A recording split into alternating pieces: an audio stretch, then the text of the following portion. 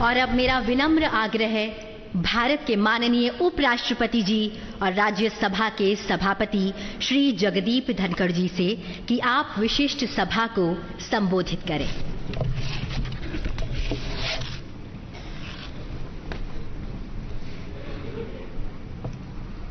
Honorable President, Honorable Prime Minister, Speaker Lok Sabha, Deputy Chairman Rajya Sabha, Leader of the House in Rajya Sabha, Leader of Opposition in Rajya Sabha, Leader of Opposition in Lok Sabha, Minister of Parliamentary Affairs, distinguished members of Parliament and fellow citizens. This momentous day marks a historic milestone as we celebrate 75 years since Bharat adopted its constitution, a remarkable achievement for the world's largest and most dynamic democracy. Our nation thrives with remarkable economic growth, robust infrastructure, widespread digital adoption, all getting international recognition and accolades. These achievements are vindication that our Constitution has effectively anchored Indian democracy. Honorable members, this is an occasion to reflect on our Constitution's core values and reaffirm our dedication to its guiding principles. This masterpiece is a tribute to the profound foresight and unwavering dedication of founding fathers of our Constitution, who for about 3 years shaped our nation's destiny, exemplifying decorum and dedication, navigating contentious and divisive issues with focus on consensus and understanding. Honorable members, in contemporaneous times, with decorum and discipline cliff-hanging in parliamentary discourse, this day we need to resolve by reiterating pristine glory of our Constituent Assembly embellished functioning. Disturbance as a strategy threatens democratic institutions. Time to restore sanctity of our democratic temples through constructive dialogue, debate, and meaningful discussion to serve our people effectively. The Constitution's opening words, "We the people of India," carry deep meaning, establishing citizen as the ultimate authority with Parliament serving as its voice. Preamble promises every citizen justice, liberty, equality and fraternity. It is our North Star when it comes to fructifying people's aspirations and lighthouse in challenging and daunting situations. Honorable members, our Constitution assures fundamental rights and ordains fundamental duties. These define informed citizenship, reflecting Dr. Ambedkar's caution that internal conflicts more than external threat endanger democracy. Time for us to fully commit to our fundamental duties, protecting national sovereignty, fostering unity, prioritizing national interests, and safeguarding our environment. We must always put our nation first. We need to be on guard as never before. These commitments are crucial for achieving our vision of Viksit Bharat at 2047, a nation that exemplifies progress and inclusion.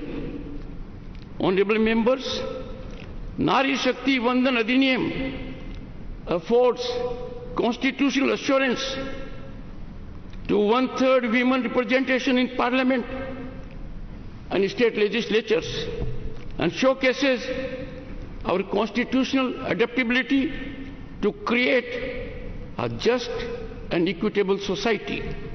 This example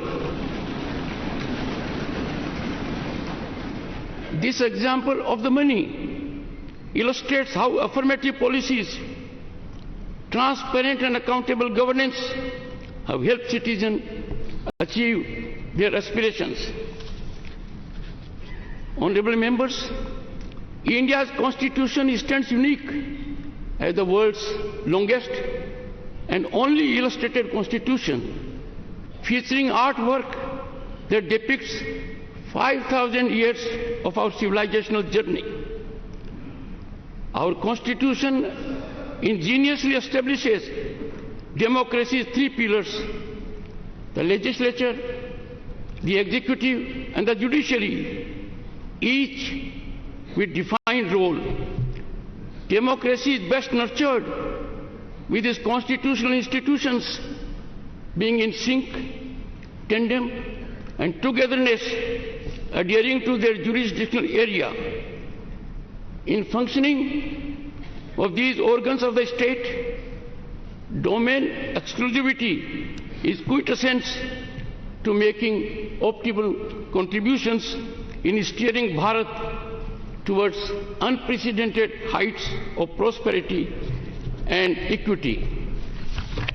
Honorable members, evolution of a structured interactive mechanism amongst those at the helm of these institutions would bring greater convergence in serving the nation.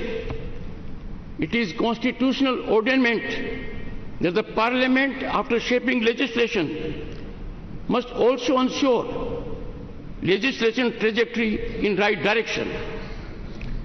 As guardians of democracy, we bear the sacred duty to honor our citizens' rights, aspirations, and ceaselessly pursue their dreams by making optimal contributions inspired by national welfare and public interest.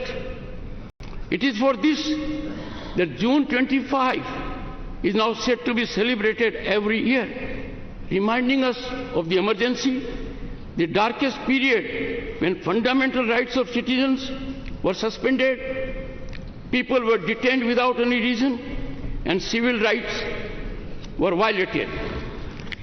Honorable members, all citizens, particularly members of Parliament, must amplify our nation's resonance on the world stage.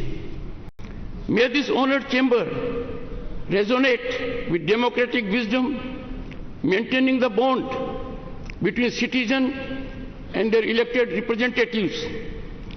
As we commemorate the 75th anniversary, let us commit to building a more vital collective consciousness of our Constitution that binds us as people and promotes progressive nation building ideas while shielding us from the consequences of sectarian perspectives.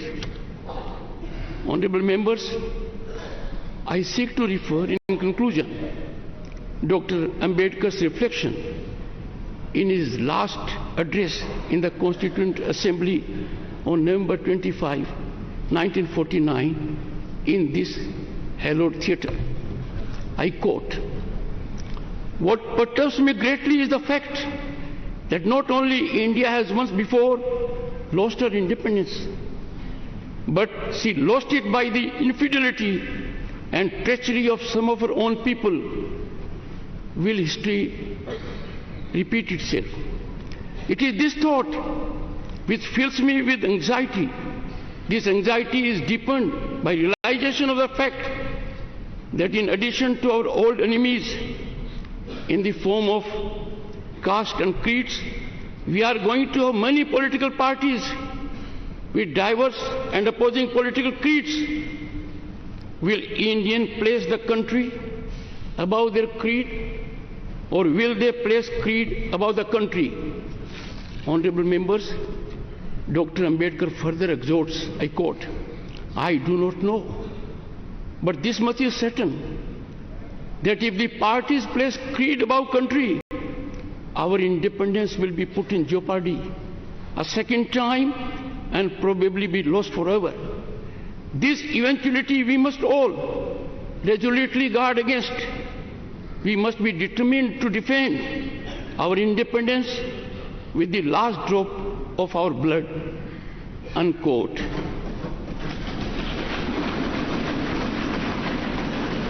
Honorable members, I too conclude on this note with appeal to heed wise counsel emanating from the father of the Indian Constitution. Jai Hind, Jai Bharat.